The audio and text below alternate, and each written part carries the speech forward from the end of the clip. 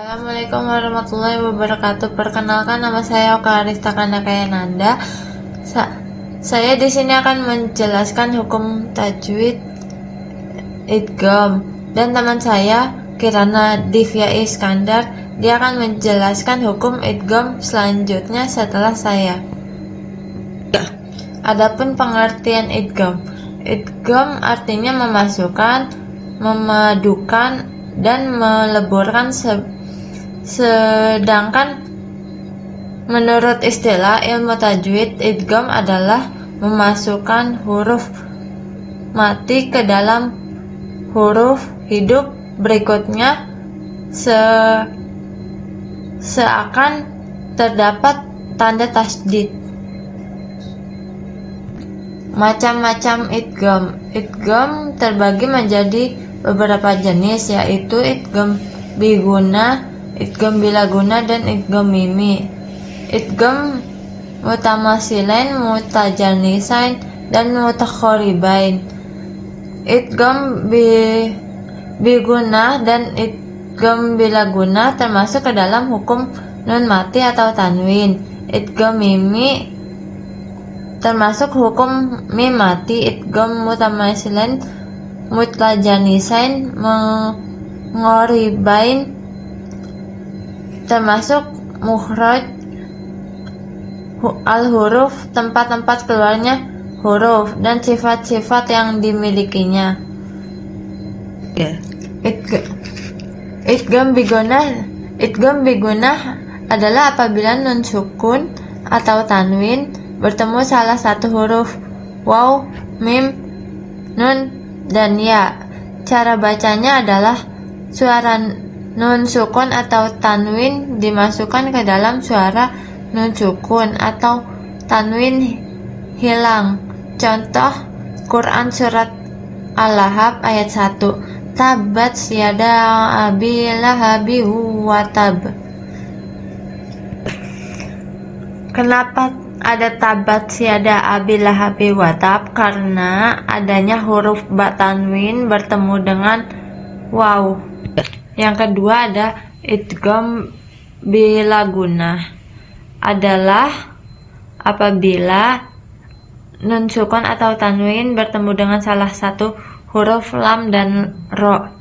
Contohnya Quran surat Al-Ikhlas ayat 4. Walam yakul lahu kufuwan ahad. Kenapa ada walam yakul lahu kufuwan ahad? Karena ada nun sukun bertemu dengan lam dalam satu kalimat digabungkan. Yang ketiga ada idgham mimi, adalah apabila ada mim sukun atau mati bertemu dengan huruf mim. Cara bacanya adalah dengan melembutkan dua bunyi mim tersebut menjadi satu disertai dengan guna atau dengung. Contoh Quran surat Al-Baqarah ayat 10. Contoh bacaannya adalah qulubihim maradot. Penjelasan qulubihim maradot adalah kenapa ada qulubihim maradot, karena adanya mim mati bertemu dengan mim.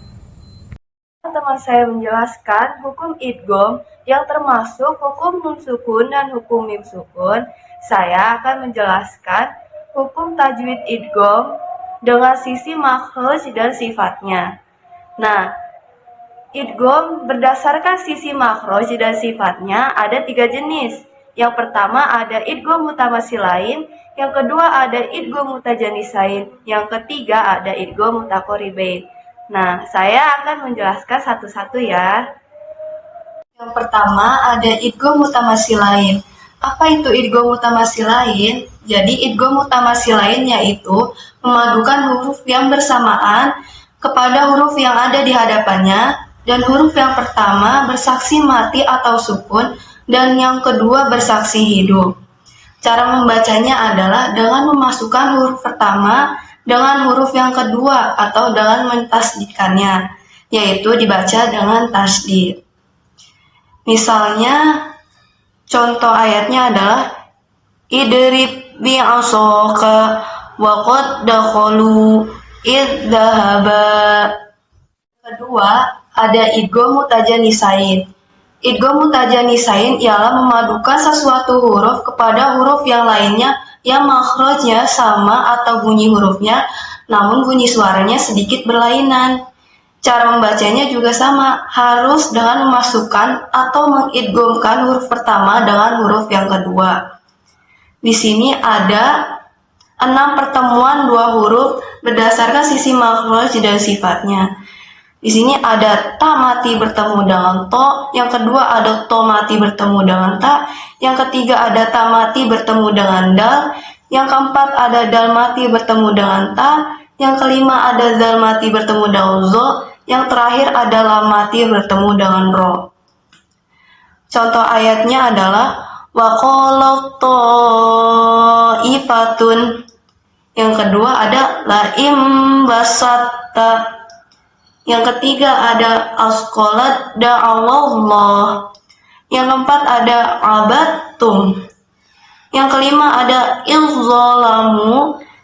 Yang keenam ada qurrabi.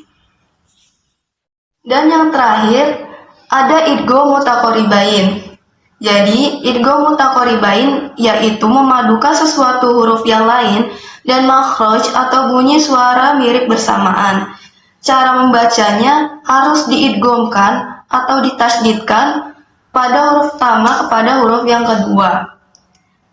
Di sini ada 3 pertemuan dua huruf yang sama makhraj dan sifatnya. Di sini ada ba mati bertemu dengan mim, yang kedua ada qaf mati bertemu dengan kaf, dan yang terakhir ada ta mati bertemu dengan zal. Ya bunayya rakam ma'ana alam nakhluqkum yalhadzalika. Mungkin segitu saja penjelasan dari kami berdua. Mohon maaf bila ada kata-kata yang salah dan kurang berkenan, mohon dimaafkan. Wabillahi taufik wal hidayah. Wassalamualaikum warahmatullahi wabarakatuh.